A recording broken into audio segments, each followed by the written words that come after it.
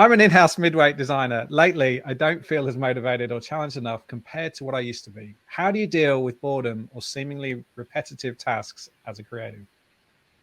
Yeah, amazing question. And I think that something else that a lot of people will be able to relate to, human beings are naturally disposed to crave stimulation and mastery. And, really fascinating, Andy, you sharing that smart work design. These are two main features, right, of what makes a good workplace and what makes a good role.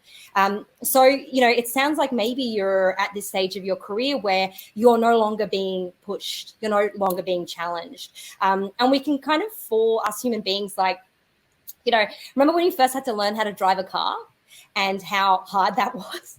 How much you needed to pay attention, and how, sometimes you're filled with absolute dread. You had no idea what you're doing. But then you kind of feel like you're getting the hang of it, and it starts to feel good, like you're at that great level where you're challenged just enough. You're feeling like you're accomplishing, what's intended.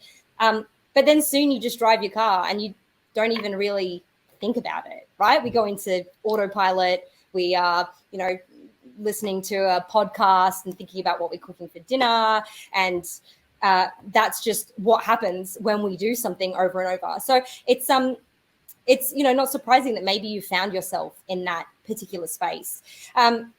This could be an opportunity to speak to your manager, team leaders, asking for some work that might, offer a greater challenge for you, that might be a little bit more stimulating. Remember that you can also find these opportunities outside of work. We place a lot of pressure on our jobs to kind of serve all of these needs that we have. And I work with people in the music and in the music industries, and people, they want everything, within their work in music, because we feel like we should be so, fulfilled and nourished by our jobs. And it's amazing when we are. But also people can find stimulation and challenge in hobbies. People talk to me about, giving themselves challenges to make new and interesting meals for dinner, and experiencing sort of stimulation and mastery there.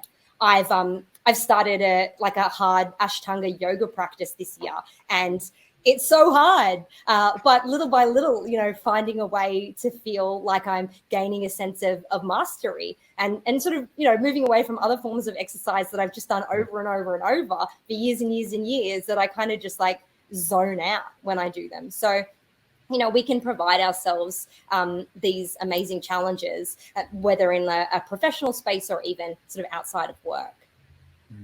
Yeah, excellent.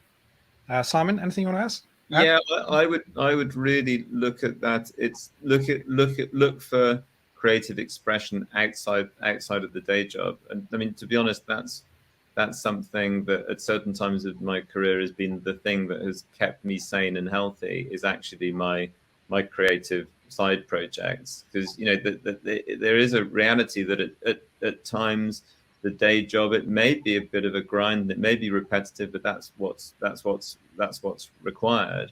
And so I went through a period like that, and I went, I want to make a movie, and so I went and made a film, and I was busy. I was really, really busy for a while because I'd shot this film, and so I was doing my day job, and then I was sitting in a studio all night with an editor, editing this film. But it was one of the most creatively stimulating things I've ever done. And I think you need that as a creative person.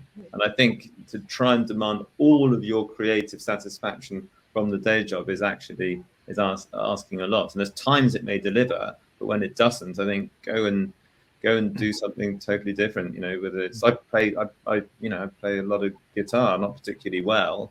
But if I'm not getting the satisfaction from that brief thing, I'll just go and jam for a few hours, or do ceramics, paint something. I'm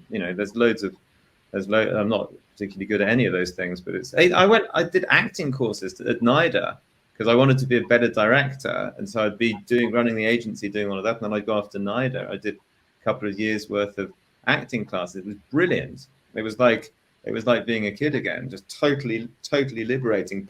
Just playing. And one of the best things I've done, both for my sort of creative satisfaction and general well-being was that. So go play. Go play. Brilliant. Yeah. Oh, I've got something else just to add on to the end of that too, because thinking about, why creative people move into creative industries, it's often for this quest for mastery, for stimulation, expressing oneself, meeting new challenges. But there needs to be a space where we also recognize that things like boredom and repetition are also, enmeshed in work and life. And sometimes it's a challenge to be able to be okay with that from time to time, because otherwise, we never stick with anything. It's not always going to be shiny and sexy and exciting. Sometimes it will be a bit of a grind. Sometimes we will need to keep coming back to something over and over. And I see the frustration in my toddler's eyes when he is pulled to accept that is the truth of reality that he is now living in. To get good at things, sometimes we do need to do some things over and over. And so that's just another, part of the puzzle too. Yeah, brilliant.